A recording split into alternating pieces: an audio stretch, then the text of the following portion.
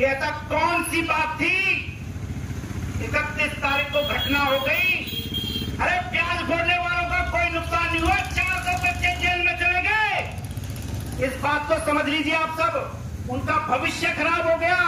उस प्याज फोड़ने वाले विधायक का कुछ नहीं बिगड़ा, उसका बिगाड़ने का काम आप सबको करना है।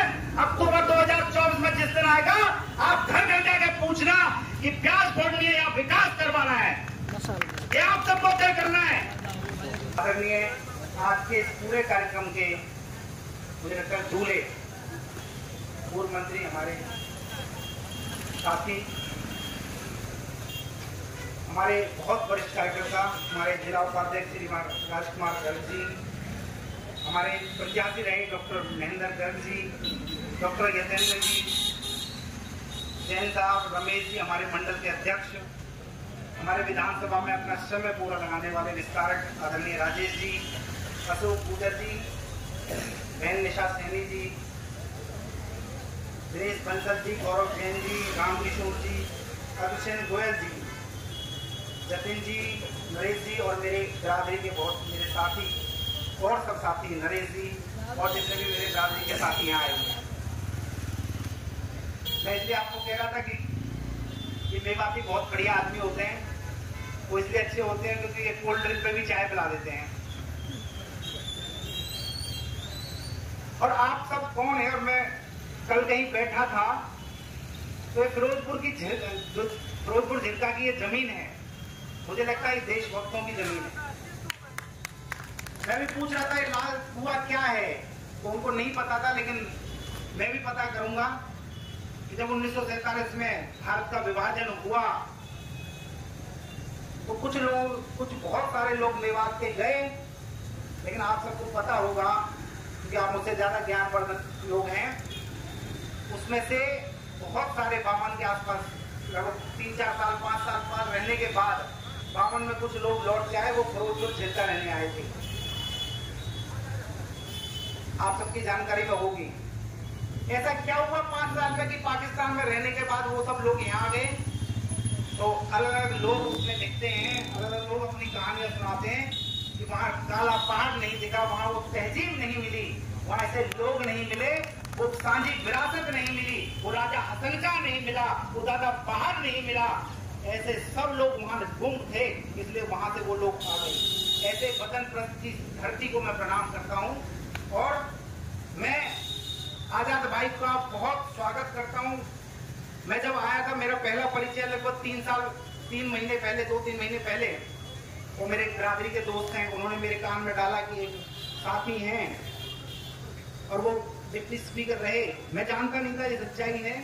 उन्होंने कहा कि भाई वो आना चाहते हैं, तो मैंने सीएम साहब को एक SMS लिखा कि ऐसे ऐसे हमारे पूर्व डिप्टी साहब आना चाहते हैं। तो सीएम साहब ने बुलाया, एटलीस्ट आप शामिल हो गए। सर मैं एक चीज जरूर कहूंगा कि भारतीय जनता पार्टी एक ऐसी पार्टी, एक राष्ट्रभक्तों की पार्टी है, और मैं दावे के साथ कह रहा हूं आप सबको, क्या हिंदू मुसलमान का मुझे विषय नहीं आता, ना माननीय मुख्यमंत्री को समझ में आती है चीजें। हमारा चश्मा एक है, उसमें आर पार दिखता है, उसमें इंसानियत सबसे ऊपर है। और मैं दावे के साथ कह रहा हूं, डंके की चोट पर कह रहा हूं, जितने लोग सुन रहे सुन लीजिए, हरियाणा की 90 विधानसभाओं में भारतीय जनता पार्टी 2024 में लोकसभा में भी आएगी और विधानसभा में भी आएगी और डंके की चोट पर आएगी। मेरा प्रश्न आप सबसे है कि क्या 3 सीटें मेवात भारतीय जनता पार्टी को देगा या नहीं देगा? ये कलंक आप कब तक लेंगे कि हिंदू मुसलमान में पट गए? मैं घासेटा गांव में गया, वो घासेटा गांव में जाते ही कह रहा था, भैया बीजेपी को वोट दोगे? हाँ जी। अरे भैया ऐसा ना हो तुम्हारे निगाह टूट जाए। ये पिछली साल चला और मैं आप सबको धुतकार रहा हूं, मैं आप सबको गुस्सा हूं कि ऐसा कौन सी बात थी 31 तारीख को घटना हो गई। अरे प्याज फोड़ने वालों का कोई नुकसान नहीं हुआ, 400 बच्चे जेल में चले गए। इस बात को समझ लीजिए आप सब, उनका भविष्य खराब हो गया। उस प्याज फोड़ने वाले विधायक का कुछ नहीं बिगड़ा, उसका बिगाड़ने का काम आप सबको करना है। अक्टूबर 2024 में जिस दिन आएगा, आप घर घर जाके पूछना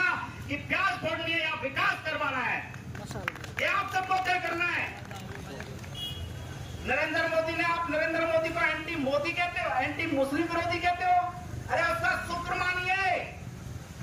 यदि मुंबई दिल्ली हाईवे में यदि कट मिला, और मैं दावे के साथ कह रहा हूं, डंके की चोट पर कह रहा हूं आप सबको, यदि भारत के इतिहास में, मेवात के इतिहास में यदि सबसे ज्यादा विकास किसी ने किया है तो सिर्फ प्रधानमंत्री नरेंद्र मोदी और माननीय मुख्यमंत्री श्री मनोहर लाल जी हैं।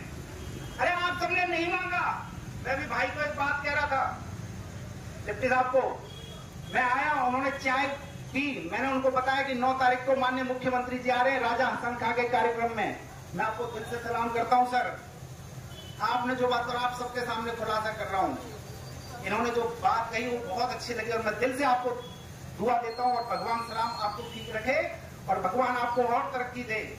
इन्होंने कहा, मुकेश जी क्या यूनिवर्सिटी भी दिलवा सकते हो क्या?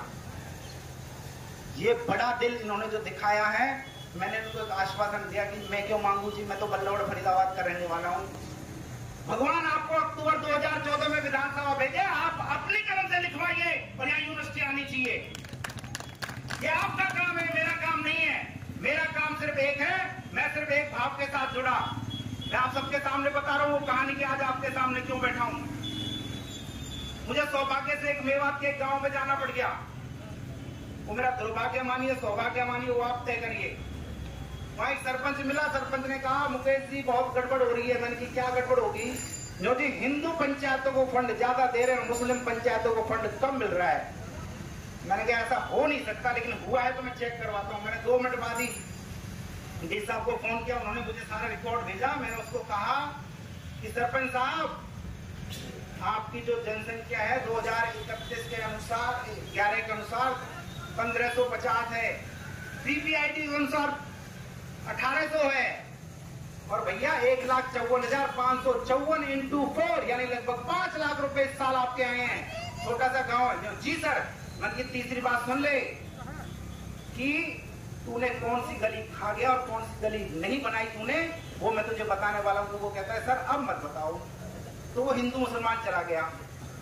ये हिंदू मुसलमान नहीं है, वो हमारे गांव में एक बंगला है, अंधेरे में रहता है। वहां जब हम छोटे छोटे थे तो कहते थे भाई वहां मत जाओ। मुझे वहां क्यों ना जाए? ये भूत बंगला है। तो हम थोड़ा गए वहां, देखा भूत बंगला है क्या? भूत बंगला नहीं, तो वहां सुलपा पी रहे थे। तो निश्चित रूप से आप समझ लीजिए कि मेवात को भूत बंगला बना दिया इन कांग्रेस ने, जिनको आपने वोट दी। अरे आपको दुत्कारना चाहिए और कांग्रेस को पूछना चाहिए कॉलर पकड़ के कि 2014 से पहले मात्र 22 स्कूल हुआ करते थे, मनोहर लाल 170 स्कूल दे गया, उसके क्या एंटी मुस्लिम हो गया क्या वो? अरे 3 कॉलेज हुआ करते थे 2014 से पहले, मनोहर लाल 6 कॉलेज कर दिया। अरे मालव कॉलेज पॉलिटेक्निक किसने दिया? हमने दिया। ये कट किसने दिया? हमने दिया। फिरोजपुर झिरका में 263 करोड़ रुपए का पानी यदि किसी ने दिया तो मनोहर लाल ने दिया। तो ये सब समझने की जरूरत है। और मैं सब जितने भी यहाँ हमारे अग्रवाल बंधु बैठे, मैं उन सबसे निवेदन कर रहा हूँ, करबद्ध निवेदन कर रहा हूँ। याद रखिए मेरे अग्रवाल बंधुओं, समाज का निर्माण आप सबको करना है। महाराजा अग्रसेन ने 1-1 रुपए इकट्ठा करके समाज का निर्माण किया था। मेरा आप सबसे करबद्ध निवेदन है कि आप उस साझी विरासत को समझाने का प्रयास करिए। आपके यहाँ लोग आते हैं, उनको बताइए कि इस हिंदू मुसलमान में कुछ नहीं रखा है, सिर्फ एक चीज में रखा है, वो विकास में रखा है। और विकास सिर्फ प्रधानमंत्री श्री नरेंद्र मोदी और मुख्यमंत्री श्री मनोहर लाल जी के कदमों में चल रहा है। मेरा आप सबसे निवेदन, हम सब मिलकर मेवात को ठीक करेंगे, ऐसे लोगों को भी जवाब देंगे। और उसका एक स्टैचू आज आप सबके सामने कह रहा हूं कि 9 तारीख को माननीय मुख्यमंत्री आज आ रहे हैं, बहुत सारी विकास की योजनाओं को लागू करेंगे। लेकिन एक विषय हम सबके लिए, इस वतन प्रस्ती का यदि मेवात ने कभी उदाहरण दिया है, मैं बहुत पर्सनली मानता हूं, आप सबको प्रणाम करता हूं कि एक मेवाती का अर्थ हिंदू और मुसलमान दोनों है। तो आप इसको मुसलमान मत कह देना, मेव मत कह देना, उसमें हिंदू भी है और मुसलमान भी है। और मैं आप सबको आह्वान करता हूं, आप सबसे निवेदन करता हूं, बहुत गर्व से अपने पीछे लगाइए कि मैं मेवाती हूं। बहुत गर्व से कहिए मैं राजा हसन खां का वंशज हूं, मैं दादा पहाड़ का वंशज हूं, मैं दादा करीम का वंशज हूं। मेरे मित्रों ने इतनी शहादत दे दी, उस सबको समझने की जरूरत है। और अंत में 9 तारीख को आप सब आइए, हम सब मिलकर मेवात का एक नैरेटिव बदलेंगे कि किस प्रकार से मेवात को बदनाम करने की कोशिश की गई।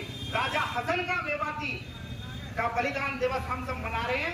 बड़दली चौक पर नगीना का जो कॉलेज है उसमें हम एक बहुत बड़ा कार्यक्रम करेंगे। माननीय मुख्यमंत्री जी सुना रहे हैं, हम सब मिलकर मेवात को ठीक करेंगे और मेवात में एक बार फिर सुख शांति और समृद्धि होगी।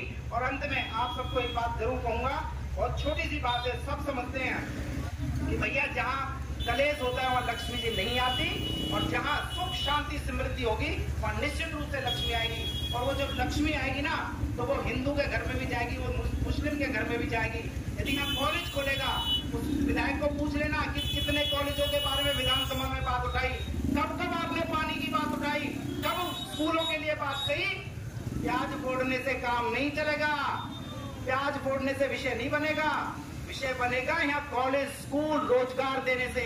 और मैं कहता हूँ कि ऐसे लोगों को आप सब जवाब दीजिए, ठीक से प्रकार के जवाब दीजिए।